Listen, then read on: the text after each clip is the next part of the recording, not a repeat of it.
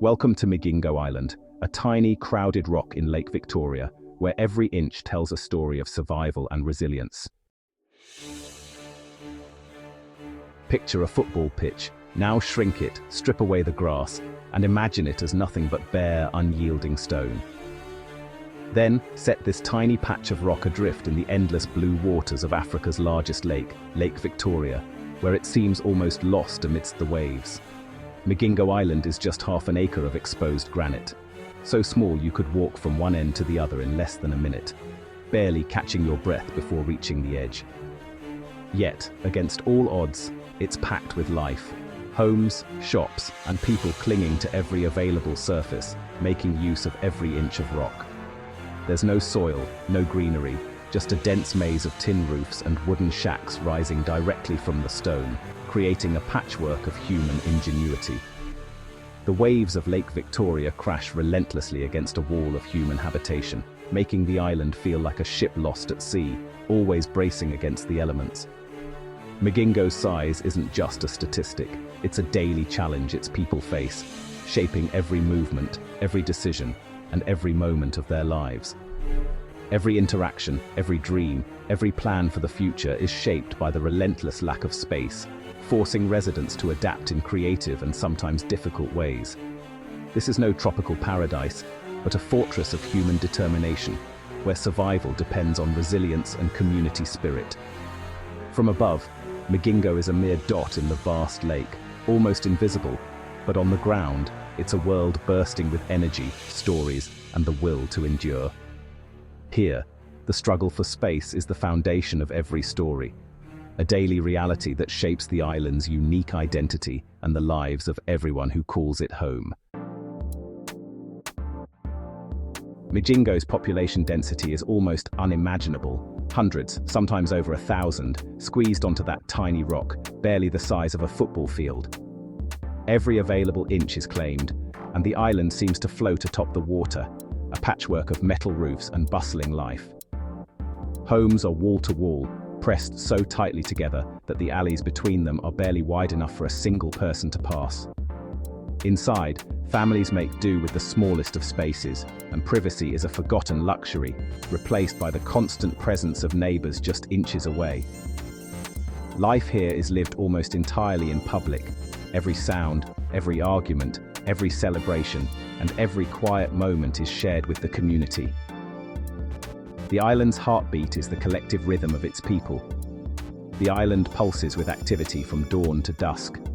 Fishermen hauling in their catch, traders haggling over prices, families sharing meals, and children darting through the crowds, all drawn by the promise and bounty of the lake. People from Kenya, Uganda, and Tanzania come and go, adding to the constant churn and ever-changing tapestry of faces and stories.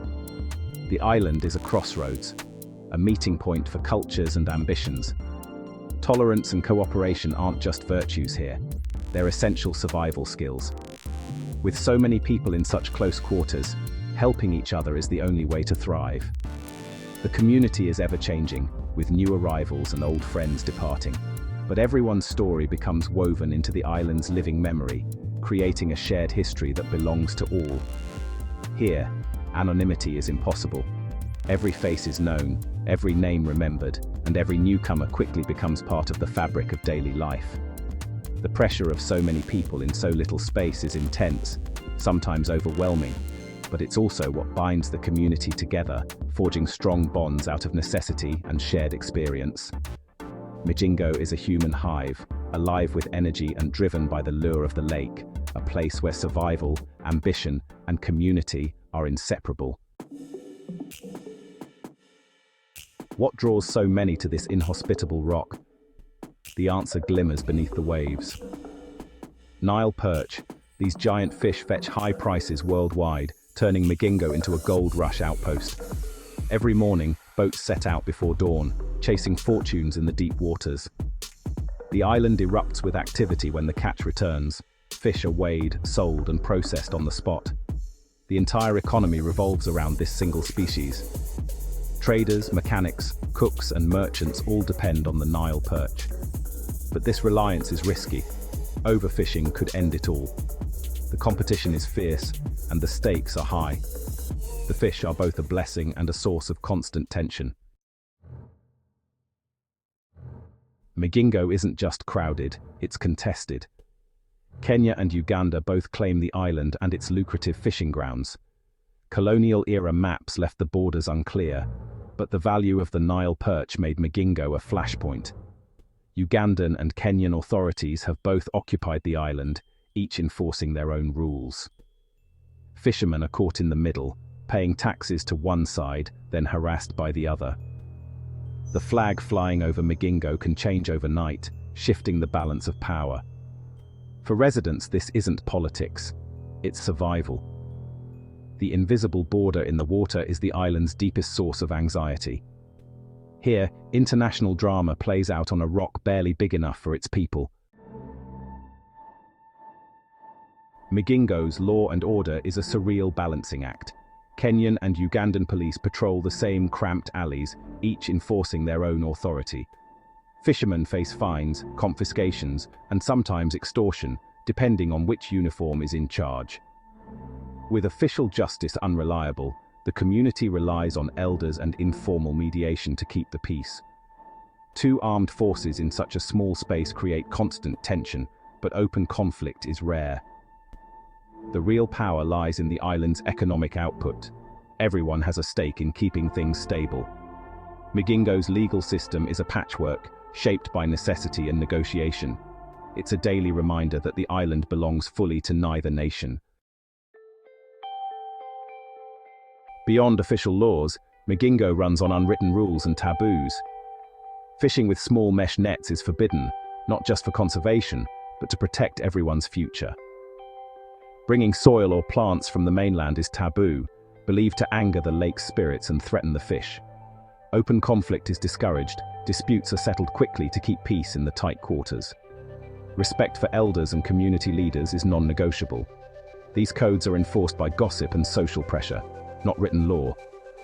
Outsiders may find them strange, but for residents, they're essential for survival. The island's social fabric depends on these invisible rules. They're the secret grammar that lets hundreds coexist on a rock. Daily life on Migingo is a true test of endurance, where every moment is shaped by the island's extreme conditions and relentless pace. Space, fresh water, and privacy are rare luxuries here, with most residents making do in incredibly tight quarters and sharing every available resource. Families crowd into single rooms. Noise and chaos are constant companions, and finding a quiet moment is almost impossible amid the bustle. Sanitation is a daily struggle. Latrines over the water are barely adequate, and the ever-present risk of disease is a constant threat to everyone. Every drop of fresh water arrives by boat, making it precious and expensive, and careful rationing is a part of daily life. There's no school for children, healthcare is extremely limited, and electricity comes only from noisy, fuel-hungry generators that run for a few hours each day. Everything, food, fuel, supplies, must be imported from the mainland, driving up costs and making even basic necessities hard to come by. Yet, the hardships forge strong bonds. Neighbors rely on each other for survival, sharing meals, chores, and support in times of need. Resourcefulness and cooperation are the keys to making life work here, as residents constantly adapt and help each other overcome daily challenges. Against all odds, the people of Migingo create a sense of home, building community and finding moments of joy in the most unlikely of places. Migingo is a cultural crossroads, a microcosm of East Africa. The Luo community forms the core, but fishermen and traders from Uganda, Tanzania, and beyond add to the mix. Languages blend in the alleys: Luo, Swahili, Luganda, English, and more. Food, music, and religion reflect the island's diversity. Different groups must cooperate to survive, forging a unique island identity. Friction exists, especially when resources are tight or politics flare up. But the shared goal of making a living from the lake unites most residents. On Migingo, you're first a fisherman, then a national or ethnic identity. The island's resilience is built on this cultural fusion. Beneath the official economy, Migingo's shadow economy thrives. Makeshift bars, shops, and video halls cater to the fishermen's needs. The sex trade is an open secret, shaped by the island's male-heavy population. Smuggling and illicit trade flourish, thanks to the contested border and dual police presence. Corruption sometimes greases the wheels, blurring the line between legal and illegal. This hidden economy is vital, meeting needs the official system can't. Migingo isn't just a fishing camp, it's a full-fledged town, with all the complexity that entails. The shadow economy reveals the island's true entrepreneurial spirit. Through every challenge, Migingo's people show remarkable resilience. Fishermen brave the lake each day. Families create homes in impossibly tight spaces. Children find ways to play and laugh, even in the narrowest alleys. The community's strength lies in interdependence. Neighbors help each other through hardship. The spirit of Ubuntu, shared humanity, holds the island together. Residents have built businesses, social hubs, and their own systems of justice. They've turned a barren rock into a vibrant, hopeful society. Migingo's story isn't just about fish or borders. It's about the power of the human spirit. Against all odds, the will to build a better life prevails. Our journey to Migingo ends, but its story lingers, a testament to human adaptability and hope. Thank you for exploring this remarkable island with me. If you're inspired, subscribe for more stories from the world's hidden corners. Until next time, stay curious.